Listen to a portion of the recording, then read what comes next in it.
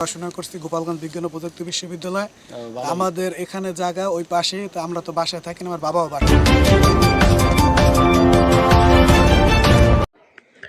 Mohammad Rezaul, Mohammad Rustum Ali গংদের Baraiya Kazirchar মুলাদি ৩৫০ acre জমির দখল করেছেন ইটভাটার মালিক মান্নান।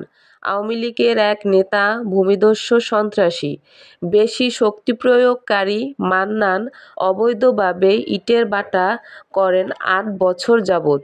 জমির মালিকদেরকে ৮ বছরে কোনো টাকা দেয়নি, বরঞ্চ আওয়ামী লীগের শক্তি দিয়া মোহাম্মদ রেজাউল রুস্তুম আলী গংদের জায়গা দখল করার পায়তারা করেন। উক্ত ইটের ভাটা মালিক মান্নানের বিচারের দাবি জানান এলাকার বাসিন্দা। আমি মোহাম্মদ মনির হোসেন, আমার বাসা এখানেই। আমার বাবা প্রবাসী, আমিও পড়াশোনা করছি গোপালগঞ্জ বিজ্ঞান ও প্রযুক্তি বিশ্ববিদ্যালয়।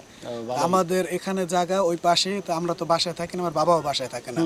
এখন সমস্যা হলো, সে এই যে মাটি কাটতেছে দেখছেন, এই যে মাটি, এগুলো সব এই মানুষের জমিতে রাত্রে রাত্রে কাটে। আমাদের ওখানে 3 বিঘা জমি ভরে না। ওই পাশে আমাদের জমি পুরো সরজমিনে যাই দেখতে পারবেন যে আমাদের মাটি ওখানে কাইটা সে রাত্রে রাত্রে আনছে, বলার পরও কোনো তোয়াক্কা করে না এইসব বিষয়ে। সে তার ক্ষমতা দেখাইছে। এখন আমরা কথা হলো ওইটা না, একটা মানুষ একটা জিনিস করে, সে মানুষের উপকার হয়, এটা হলো আরেক বিষয়। কিন্তু সে যদি একটা জিনিস কইরা মানুষের ক্ষতি করে, এটা তো খারাপ।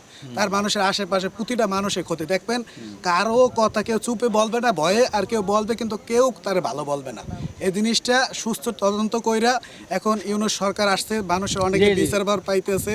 এখন আমরা হচ্ছে এখানে একটা সুস্থ সমাধান হোক, এই জিনিসটা সুন্দরভাবে সকলে, এই যে গরিব মানুষ আছে তাদের জায়গা জমি নিয়ে নিছে, এই জিনিসটা যেন সে তাদের জায়গা ফেরত দেয় বা তাদের একটা সুস্থ তদন্ত করে একটা ব্যবস্থা করে, এই জিনিসটা এটাই আমাদের কামনা।